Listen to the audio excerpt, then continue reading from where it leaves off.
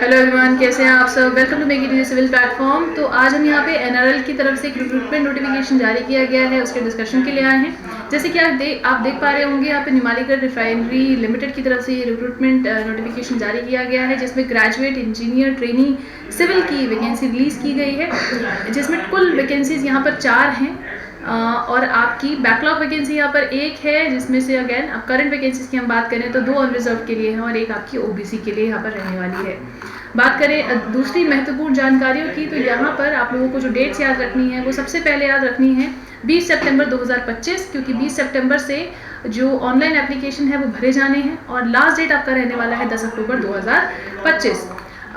Essential qualification यहाँ पर अगर हम बात करें तो एसेंशियल क्वालिफिकेशन में आपको चाहिए first class bachelor degree in civil engineering, और जो कि एक मान्यता प्राप्त संस्थान से हो, ठीक है ना, जो कि AICTE अप्रूव और या फिर UGC अप्रूव्ड संस्थान हो, और मिनिमम 65% यहाँ पर रिक्वायर्ड है आप लोगों के पेपर देने के लिए, ठीक है ना। ये एसेंशियल क्वालिफिकेशन में आपका अपर एज लिमिट यहाँ पर 30 साल रहने वाली है अगर आप किसी कैटेगरी से नहीं हैं। और अगर आप किसी कैटेगरी से बिलोंग करते हैं, SC ST OBC या अदर किसी कैटेगरी से बिलोंग करते हैं, तो आपका अपर एज रिलैक्सेशन यहाँ पर भी दिया जा रहा है, जैसे कि हर एक एग्ज़ाम में दिया जाता है, ठीक है।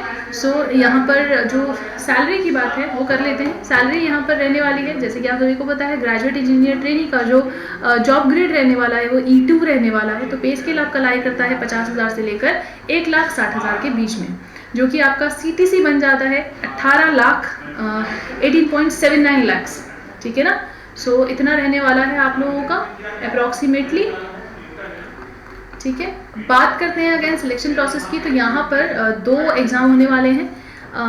एक होगा आपका CBT 1, मतलब CBT ही जनरल, और दूसरा आपका रहने वाला है personal interview.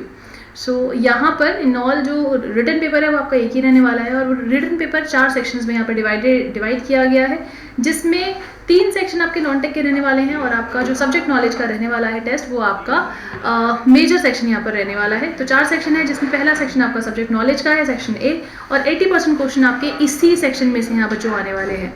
Section B, C और D आपका नॉन टेक है, जिसमें B जनरल नॉलेज, C आपका इंग्लिश लैंग्वेज और D रीजनिंग और न्यूमेरिकल एबिलिटी चेक करने के लिए यहाँ पर पूछा जाएगा। पर पूरे पेपर में से जो 80% क्वेश्चन आने हैं बच्चों, वो सिर्फ और सिर्फ आपके टेक्निकल सब्जेक्ट से ही आने हैं। अगर आप सिविल से है, मैकेनिकल से है, इलेक्ट्रिकल से, आप किसी भी फील्ड से है, या आप कंप्यूटर साइंस से क्यों नहीं है, तो सब्जेक्ट नॉलेज की ही आपकी, दैट मीन्स आपके सब्जेक्ट से रिलेटेड क्वेश्चन आपके 80% सेक्शन A में यहाँ पे पूछे जाएंगे, ठीक है। तो वही बात करें, जो भी बच्चे यहाँ CBT 1 में क्वालिफाई हो जाएंगे तो उनको पर्सनल इंटरव्यू के लिए यहाँ पे बुलाया जाएगा, जिसका रेशियो होगा 1:5, मतलब प्रत्येक एक सीट पे 5 बच्चों को यहाँ पर बुलाया जाने वाला है बच्चों, ठीक है।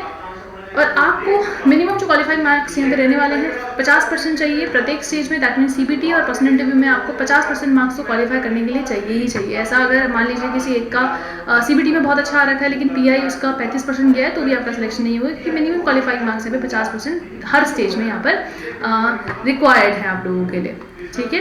सो जो फाइनल सिलेक्शन होगा वो लगभग 85% वेटेज चाहिए आपको CBT से, और 15% वेटेज चाहिए आपकी PI से, ठीक है, फाइनल सिलेक्शन के लिए आपको।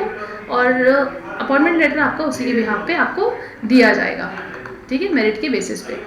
बॉन्ड की अगर हम बात करें तो जितने भी बच्चे यहाँ पे सिलेक्ट हो जाएंगे वो उनको एक बॉन्ड राशि यहाँ पर देनी पड़ेगी, क्योंकि कंपनी देती है ट्रेनिंग, और ट्रेनिंग पे जाते हैं उसके पैसे, और अगर वो आप लोग ट्रेनिंग लेते ही जॉब छोड़ देंगे तो कंपनी को लॉस होता है ना। तो इसीलिए जो आपको बॉन्ड देना पड़ेगा वो 3 लाख रुपए का देना पड़ेगा, ताकि आप अगर ट्रेनिंग ज्वाइन कर रहे हैं, इस जॉब को ज्वाइन कर रहे हैं, 1 साल की ट्रेनिंग या 6 महीने की ट्रेनिंग, जितनी भी ट्रेनिंग होती है वो लेने के बाद आप जॉब ना छोड़ें।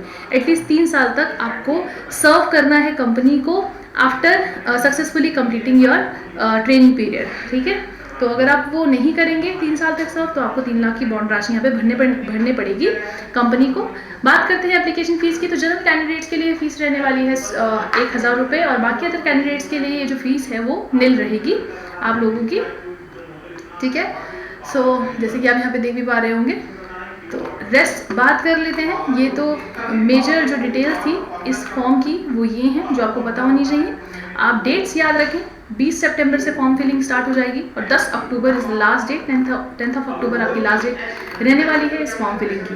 तो ये थी कुछ महत्वपूर्ण जानकारियाँ इस NRL फॉर्म की। सो आई होप जितने भी बच्चे इसको भर रहे हैं वो इसको अच्छे से भरें और इसके लिए अच्छे से पढ़ें और सिलेक्शन पाएँ। All the best to all of you for your exam. आज के लिए इतना ही, धन्यवाद।